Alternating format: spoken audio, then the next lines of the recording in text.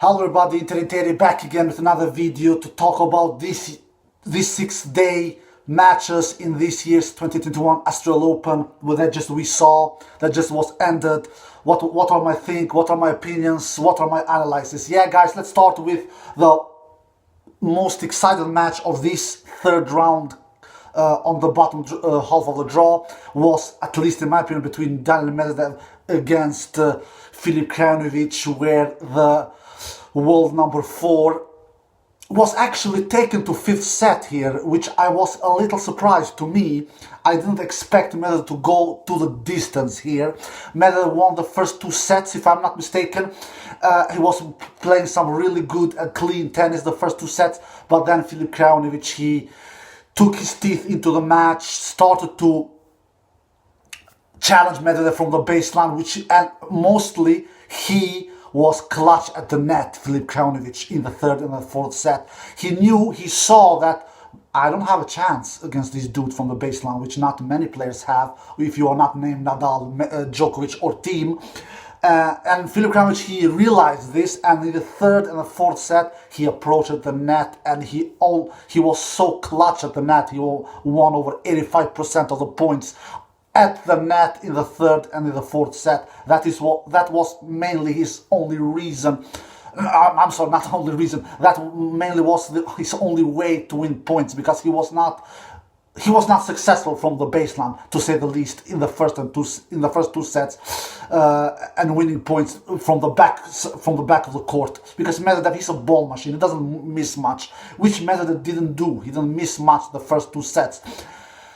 But then Medvedev started to play worse, because, look guys, what is sports all about? What is tennis all about? It is consistency. Everybody can play some good sets here and there. Everybody can play some good games here and there.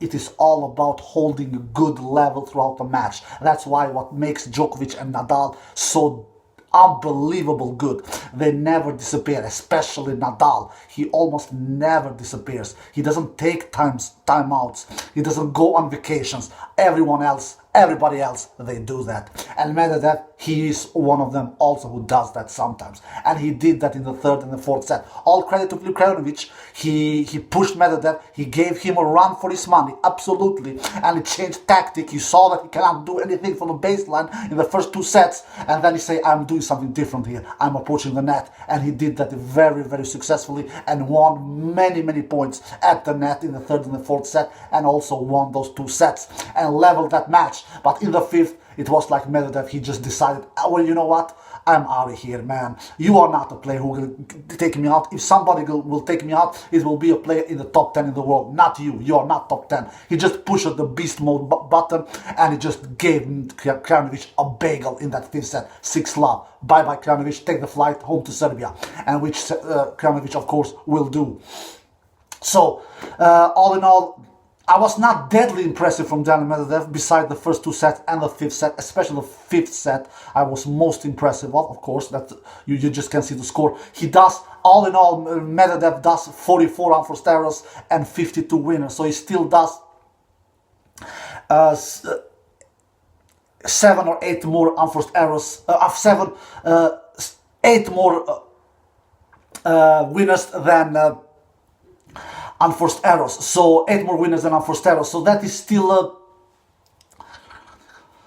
good numbers, guys. It is solid numbers. It is not like he was doing more unforced errors than winners. As long as you do more winners than unforced errors, you have still done a good match, still done a solid match, at least for coming through that specific round, which he did. But Medvedev needs to raise his level to win this tournament. He will face much tougher and tougher and tougher opponents further in the tournament. Now he will face an American dude from United States who has not done much in his career. I don't think that will be a trouble. That will not be a difficult task for Daniil Medvedev in the 4th round. That one he will come through pretty convincingly, I believe, 3 or 4 sets against that American dude. But Medvedev, he needs to be firing in all the cylinders against Andrey Rublev. I don't care that he's head-to-head against Andrey Rublev. Is 3-love. All those matches has been close sets. Last time they faced each other, I believe, was in US Open, and even though he won his straight set, Daniil Medvedev, that match against Andrey Rublev, some of those sets they were tiebreaks, and in some of those sets, the Andrey Rublev, he had set points. So that is an indicator to me, that shows to me that Andrey Rublev, he is closer and closer and closer coming into Medvedev's skin. And I will not be surprised if Andrey Rublev takes out Medvedev in quarterfinal. This level of Medvedev I saw in this third round, he will take out. Who is the player who has been most impressive so far here in Australian Open? Probably Andrey Rublev, man. He's going a little under the radar. He's my number 7th favorite on this Australian Open. You know, when I did my top 8 list. He can definitely take this tournament. He can, guys. It is not impossible. He has the game. He has a huge forehand. He is a shot maker, Andrey Rublev. He has a huge serve. Maybe not huge, but he has a good serve. Decent returns. Okay, backhand, not fabulous, and pretty good mover. He's not a bad mover, he's not a superior mover, pretty decent mover. So he has everything in his tool, Andrey Rublev. And Andrey Rublev, he can really defeat Daniil Medvedev in that quarterfinal, because I believe we will have that quarterfinal between Andrey Rublev and Daniil Medvedev. That is my feeling, because Andrey Rublev doesn't have a difficult match in his fourth round, and Daniil Medvedev doesn't have a difficult match in his fourth round. So I believe we will have that clash of the titans between these two Russians. And Medvedev, look, Medvedev is, we all know what Medvedev is capable of. He's really a fabulous tennis player. He's won 3 Master 1000 titles in his career. He's a former Grand Slam finalist from 2019 US Open. Lost to Nadal there in 5 sets. So, but he is not impossible to defeat. And we cannot just stare at the head-to-head. Just when we see the head-to-head between Rublev and Medvedev, 3-love to Medvedev. But Medvedev will not defeat Andrey Rublev in his entire career. We all know that will not happen. Andrey Rublev is too good of a player for that to be happening. Rublev will eventually, he will, or sooner or later, take Medvedev down and defeat him. And maybe that comes here in Australian Open in the quarterfinals. I will not be shocked, and I will not be surprised.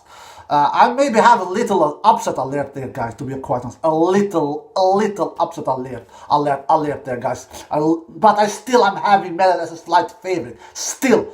But under Rublev, what he has shown to me, I don't think he has not dropped one single set under Rublev so far. And he is one of the few players who has not dropped set so far in all these 16 of all these 4-round clashes that we will see from now on. I don't believe many others that we have still in the draw who has not dropped one single set. Nadal is of course one of them as well. Rublev, Nadal is two players that I can just come up in my head who has not dropped one single set in their 3 first matches. So Rublev is looking good. He took out Feliciano Lopez straight sets pretty convincingly, pretty expected. Feliciano Lopez he's in his end of his career. He's collecting his last money before he's getting retired.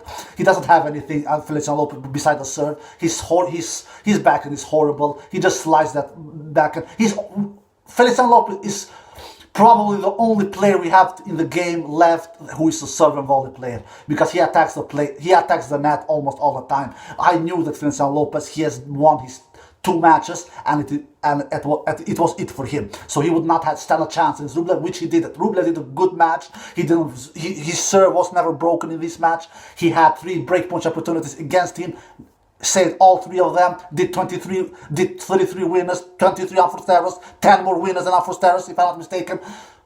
Rublev through to the 4th round. Rublev is really dangerous. He's going little under the radar from my top 8 favorite players. One of them is out, which is Jannik Sinner. He lost in the first round against a tough 5-setter against Denis Shapovalov. But I knew that Shapovalov would never make it to that quarterfinal, and he lost against Felix Aliassime in the 3rd round. So another player who I believe has not dropped a set is, I think that a Russian qualifier who will face Felix Aliassime in that 4th round. Man, that player, he's hitting that ball hard. He's hitting that ball clean. He's destroying that ball, that Russian qualifier. I will not be surprised if that Russian qualifier defeats Felix Aliassime, because I have been impressed what I have seen from that. How can he be outside top 100 and he's 27 years old? Where is the dude been, man? Have you ever seen him play before? I have not seen him play before. That Russian qualifier who is 140th in the world ranking, who will face Felix Aliassime. I am putting an upset alert even there. He completely destroyed Diego Schwartzman in his third round. And yeah, Diego Schwartzman is a pretty horrible clay court player and grass court player. Yeah, I know that. He cannot. Diego Schwartzman doesn't have any weapons. He's just a grinder from the baseline. He cannot grind down his opponents off clay, because on clay it is hard to hit him through him because of the surface. But off clay you can hit through Diego Schwartzman easily, because you will get rewarded from the surface. You will get help from the surface. You will get help from your serve. And that Russian dude, that qualifier, he fired 50 winners against Diego Schwartzman and did only 38 unforced errors. So he did 12 more winners than unforced errors. So that dude, he will give Felix Aliassime a hell of a fight. And I'm putting an upset alert even there between this. I don't, guys, I got a question a couple of days ago. One subscriber or viewer, I don't know, he said to me, are you surprised that RBA lost, Goffin lost? No, I'm not surprised. Look, guys, this world ranking, this is only a number. World ranking doesn't mean much. All of these players can play tennis. World ranking means for top elite players like Nadal, Djokovic, Thiem. Their world ranking show that they are elite players, especially Nadal and Djokovic. They have together 37 Grand Slam titles. Come on, guys. But all of the players who are top 50, top 70, top 100, outside 100, like this Russian dude who the qualified, who will face Felix Aliassime, just because he's 114th in the world doesn't mean he doesn't have a chance against Felix Aliassime. Felix Aliassime, who I believe is top 20 in the world, if I'm not mistaken. Of course he has a chance. He has a huge chance. I even think maybe he will defeat Felix Aliassime. Man, what I saw, I have not seen him much. What I saw him against Diego Schwartzman, even though that I'm not super in love in Diego Schwartzman's game off clay, he has a huge game. He is a shot maker. That is an upset alert, guys. That is an upset alert. If that Russian dude defeats Felix Aliassime in the fourth round, I would not be surprised at all. At all. Mark my words. Yeah, Rublev also can really do big damage against Daniil Medvedev in that quarterfinal, because I truly believe we will get that quarterfinal. I don't think Rublev will lose his first round or Daniil Medvedev will lose his fourth round. Then Berrettini is looking solid, man. Berrettini is firing, guys. He's really, I believe he did 48 winners in this match against Krajinovic and 37 unforced errors. So he does 10 more winners than unforced errors, something like that, if I'm not mistaken. He's serving huge. I believe he did 18 services. This surface is helping him. This is a lightning fast surface. Berrettini will challenge Stefano Tsitsipas in the third round. So Berrettini is also somebody to look at, guys. He maybe is not the greatest mover, he doesn't have the greatest backhand, but he has a huge serve, huge forehand, and that's what you need on this surface. On this lightning fast surface, you will be rewarded with a huge serve, man. You will be rewarded with a huge forehand, and which Berrettini obviously has both of those two shots, forehand and serve. So, and both of these guys has impressed on me. Even Stefan Tsitsipas, yeah, he took out the Swedish player Mikael Ymer in straight sets. Pretty expected result. Mikael Ymer doesn't have any firepower. He doesn't have any weapons. He cannot challenge a top 10 player like Stefan Tsitsipas. And Stefan Tsitsipas, he did a solid match. 27 winners, 20 unforced errors, 7 more winners than unforced errors. So I am really excited for these fourth round matches to come. Now I think much things will happen, guys. Much action will happen. I think that upsets will come more and more now, guys. We have not seen many upsets so far in the tournament. Many of these high ranked players, they have delivered. even though that some of those has lost, example like RBA, Goffin, Diego Schwartzman, but that was not any upsets for me. I never counted that they will do deep runs. But players like Medvedev, players like Felix Yalasime, players like Rublev, who is, Berrettini, who will face now Stefan Tsitsipas. Things will happen now, guys. Don't look at the ranking. The ranking is only a number. If the players are not named Nadal, Djokovic, Federer, team and things like that. Especially Nadal and Djokovic. And team, he can also have troubles against Dimitrov. Dimitrov had defeated him before in the past. 3-2 head-to-head to Dimitrov there. And Dimitrov, he likes playing in Australian Open. He has done great results in Australian Open before. I remember back in 2017, he was in the semi-final there and gave Rafa Nadal a hell of a run. He took Rafa to a 5th set there back in 2017. So, and Djokovic then, how is Djokovic's body, will he be 100% healthy tomorrow? I don't think so, man. I think that, I hate to say this, I don't want somebody to lose because of the health. But Djokovic, he was not moving good in the 3rd and the 4th set, which I actually forgot to mention in yesterday's video. So, Milos Raonic, you are getting an 80% Djokovic tomorrow. Milos Raonic, you are in the head-to-head against Djokovic 11-0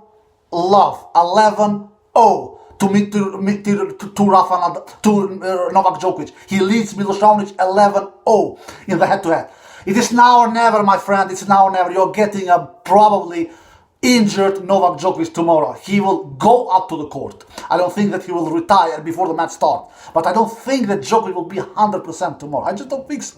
Djokovic, for Milos, it all depends for him to win the first set. Because if Djokovic loses the first set, I don't think he will complete the match. That is my feeling. I know how Djokovic works. He doesn't complete the matches when he loses the first set or the first 2 sets. He will never complete the match against Raonic. I swear that. I can guarantee you that, guys. Trust me. I've seen in the past. I believe that 2019, 2 years ago, against Wawrinka, he had some shoulder problem, and Wawrinka, I believe, won the first set, I believe, and in the second set, Wawrinka was up in the lead 3-love or 4-1, I don't remember, but he was up in the lead in the second set, Wawrinka, and Djokovic, he retired.